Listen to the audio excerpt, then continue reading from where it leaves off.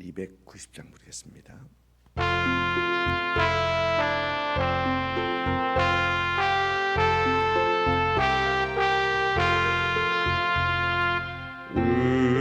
우리는 주님을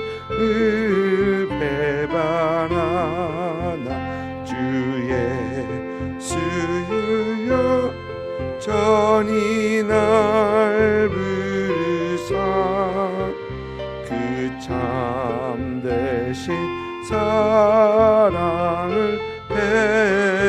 베푸시나니 내 형제여 주님을 곧 따르라. 주 널 위해 비네 주 널 위해 비네 주 널 위해 비네 항상 비시네.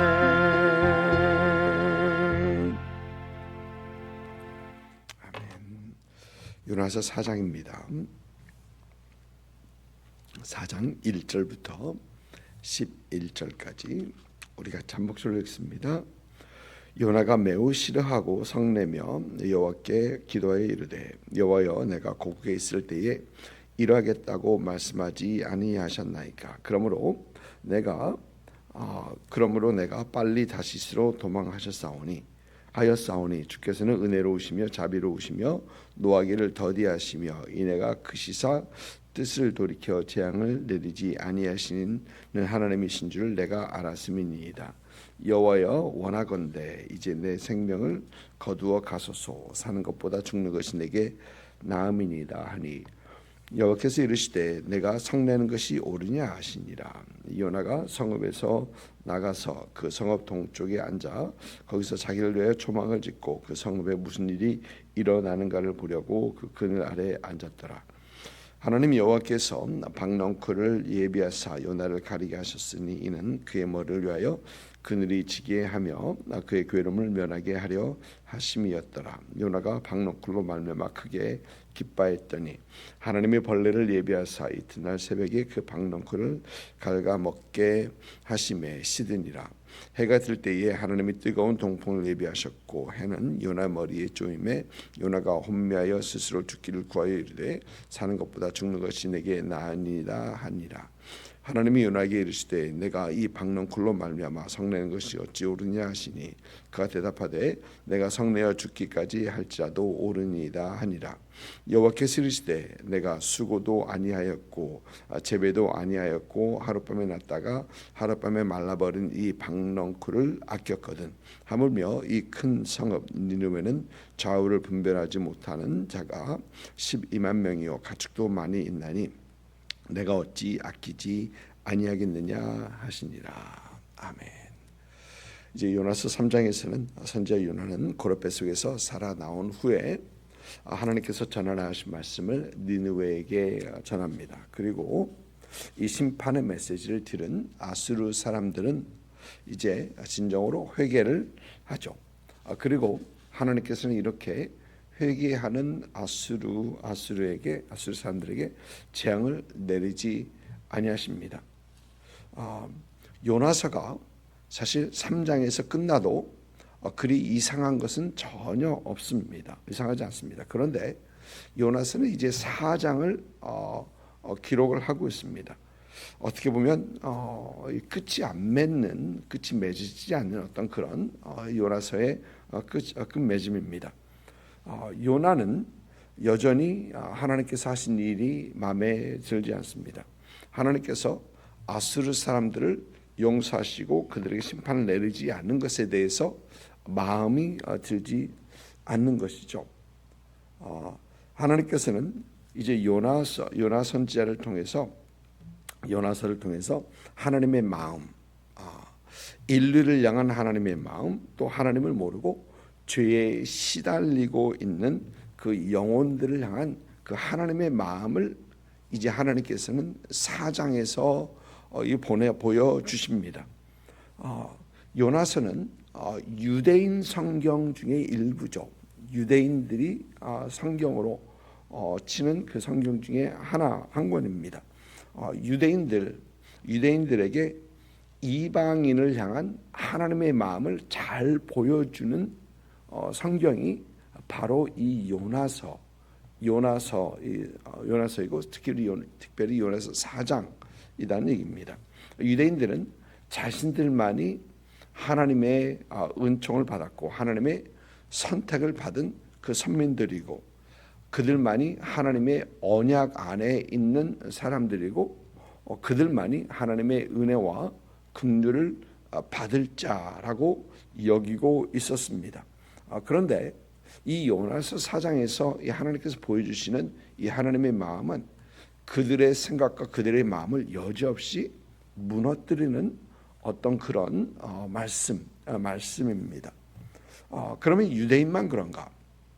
유대인만 그런가? 사실 그렇지 않습니다. 여러분 우리도 우리 마음에 들지 않는 사람, 우리 마음에 썩 들지 않는 사람, 특히 우리와 적을 지고 있는 사람, 원수들, 그들이 만일 뭔가 그들에게 잘 되었다라면 우리는 사촌이 잘 돼도 배가 아픈데 그들이 잘 됐다, 은혜를 입었다라고 하면은 이 배가 아프죠.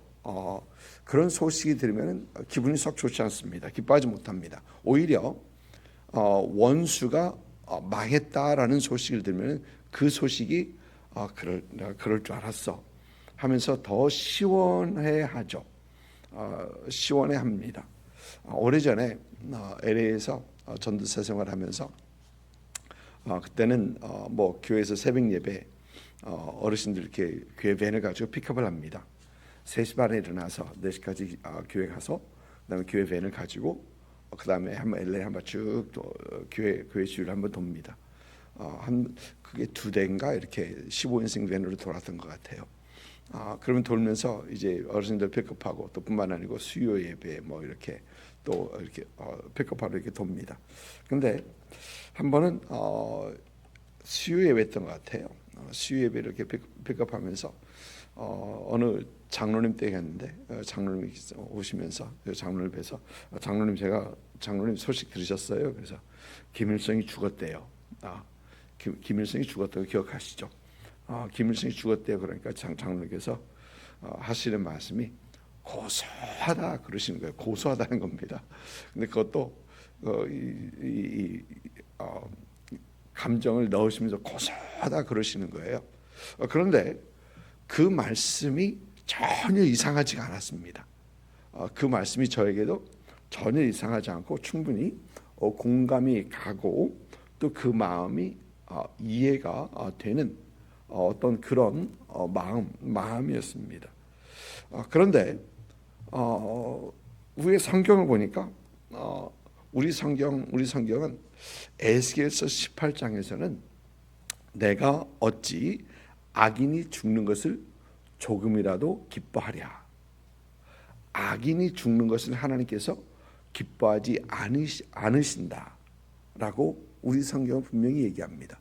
또 에스겔서 33장에서는 주 여호와의 말씀이니라 하면서 나의 삶을 두고 맹세하노니 나는 악인이 죽는 것을 기뻐하지 아니하고 악인이 그 길에서 돌이켜 떠나 사는 것을 기뻐하노라. 하나님께서는 악인이 죽어 영원한 지옥으로 들어가는 것을 하나님께 기뻐하지 아니하시고 오히려 악인이 돌이켜서 올바른 삶을 살고 또 그가 참 하나님의 복을 받는 것을 하나님께서 더 기뻐하신다라고 하십니다. 여러분 그런데 우리는 우리가 싫어하는 사람, 우리와 적을 지고 있는 그런 사람들의 잘 되는 걸 우리는 싫어하고 또 그들이 나쁜 일이 일어났다면 마음이 시원해합니다. 여러분 요나서를 보니까 니느웨를 말할 때는 큰 성 니느웨라고 얘기를 합니다. 요나서 1장 2절도 그렇고요. 3장 2절에서 그렇고 3장 3절 또 4장 11절 오늘 말씀에서도 하물며 이 큰 성읍 니느웨라고 얘기를 합니다. 그 사이즈가 3일 동안 걸어야 하는 그 사이즈가 커서 얘기라기보다는 그곳에 하나님께서 귀히 여기는 12만 명 사람들이 있고 가축들도 많다라는 것입니다. 그래서 큰 성 니느웨라고 하고 있는 것입니다. 물론 하나님을 모르고 죄 가운데 거하면서 그리고 그대로 두면 멸망당할 수밖에 없는 사람들입니다. 그런데 하나님께서 그들을 귀히 여긴다라는 것이고 아낀다라는 것입니다. 그리고 요나 선지자는 또 우리는 하나님께서 귀히 여기는 사람들, 하나님께서 아끼시는 사람들을 우리는 귀히 여길 줄 알아야 하고 아낄 줄 알아야 한다라는 것이죠. 오늘 말씀 이 4절에서 보니까 이 요나서는 요나 선지자를 보면은 자신에게 도움이 되는 자신을 평안하게 하는 그 박넝쿨, 사실 아무것도 아니죠. 이 박넝쿨은 그가 아끼면서 그가 없어진 것을 이 없어진 것에 대해서 화를 내면서 그렇습니다. 그런데 하나님께서 아끼시는 사람들은 아끼지 못하고 그들이 멸하기를, 그들에게 하나님께서 심판을 내리기를 가서 도시 밖에 가서 지켜보고 있는 것입니다. 아수르를 향한, 아수르 사람들을 향한 하나님께서 아끼신 그 사람들을 향한 요나 선지의 마음은 전혀 보이지 않는 것이죠. 혹 우리도 그런지 모르겠습니다. 내가 원하는 것이나 내가 원하는 사람들, 나에게 도움이 되는 그런 사람들을 우리가 귀히 여기면서 그러지 못한 그런 사람들에게는 전혀 상관하지 않는, 전혀 나와 관계가 없기 때문에 전혀 마음을 두지 않는 그런 우리가 아닌가라는 생각을 오늘 말씀을 보면서 우리는 다시 한번 자신을 돌아보게 되는 것이죠. 하나님께서는 그들을 아끼시는데도, 하나님의 마음이 그들에게 분명히 있는데도 우리의 마음은 그들에게 있지 않다라는 것이죠. 그래서 여러분, 우리는 무엇보다도 하나님의 마음이 어디에 있는가, 하나님의 눈이 누구를 향하고 있는가를 우리는 살피고, 또 그래서 우리의 마음과 우리의 눈이, 우리 시선이 그들을 향해야 되겠다라는 생각도 오늘 말씀을 통해서 해보게 됩니다. 하나님께서 귀히 여기시는 것이 무엇이고 하나님께서 관심을 가지고 계신 것이 무엇인가를 우리는 깨닫고, 또 우리도 그거에 관심을 가지고 그것을 귀히 여기는 그런 우리가 되어야 되겠다라는 것입니다. 오늘 말씀을 보면은 좌우를 분별하지 못하는 사람들이 12만 명이다. 하나님께서 이들을 아끼시는데 보니까 좌우를 분별하지 못하는 자가 12만 명이요 가축도 많다니 내가 어찌 아끼지 아니하겠느냐. 좌우를 분별하지 못하는 사람들을 하나님께서는 아끼십니다. 그런데 우리는 좌우를 분별하지 못하는 사람들을 우리는 분별하지 못한다고 싫어하고 밀어내고 우리는 그들을 향한 마음을 주지 않습니다. 하나님께서 원하시는 그런 마음과 많이 우리 마음이 같지 않다라는 생각이죠.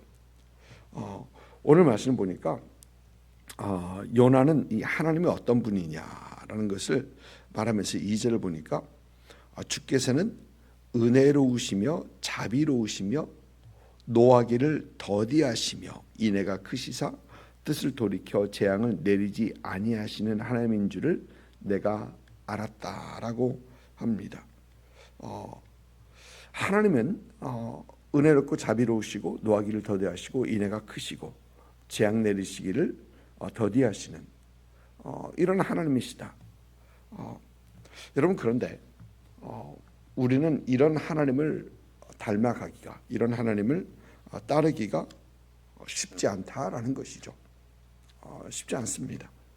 우리는 하나님을 닮아서 주위에 있는 사람들에게 여전히 사리를 분별하지 못하는 사람들에게 은혜로 대해야 되고 자비를 베풀고 또 그들 향한 노를 더디해야 되고 또 인애로 사랑해야 되고 용서하고 이래야 하는데 이렇게 하나님을 닮아가는 것이 너무 어렵다라는 것입니다. 그러나 이 하나님의 은혜 베푸심, 자비 베푸심, 또 노를 더디하심, 이런 향한 마음, 이런 하나님의 마음이 우리의 마음이어야 됩니다. 사실 하나님은 우리에게 그렇게 보여주셨거든요. 우리에게 은혜를 베푸셨고, 우리에게 자비를 베푸셨고, 우리를 향하여 노를 더디하셨고, 우리를 향하여 하나님의 인애를 베푸셨던 하나님임을 우리는 기억하면서 주위에 우리의 생각에, 우리의 기준에 못 미치는 그런 사람들을 우리는 그렇게 사랑하고 좀 기다려주고 그들을 용서하고 아껴주는 그런 우리가 되어야 되겠다라는 것입니다. 여러분, 우리 하나님이 그런 하나님이시죠. 사실 우리 성경을 보면 우리는 하나님께서 우리에게 우리가 죄를 질 때마다 벌을 그때그때 내리지 아니하시는 것이 얼마나 감사한지, 또 우리가 죄인 되었을 때에 아직도 하나님을 모르고 죄 가운데 허덕이는 그런 우리를 하나님께서는 기다리시고 사랑하시고 아들을 보내주시고 또 우리를 사랑하시고 또 우리에게 은혜 베푸셨던 그 하나님을 우리는 기억하면서 우리 주위에 있는 사람들에게 참 우리가 받은 은혜, 우리가 받은 구원, 우리가 받은 사랑을 전하고 나눌 수 있는 그런 우리가 되어야 되겠다라는 것을 오늘 말씀을 보면서 생각을 해봅니다. 참 오늘 하루의 삶이 주위에 있는 분들에게 참 은혜를 베풀고 자비로 대하고 좀 화를 더디하고 또 그들을 용서하고 아껴주는 참 그런 저와 여러분이 되시기를 주님의 이름으로 축복을 드립니다. 기도하겠습니다.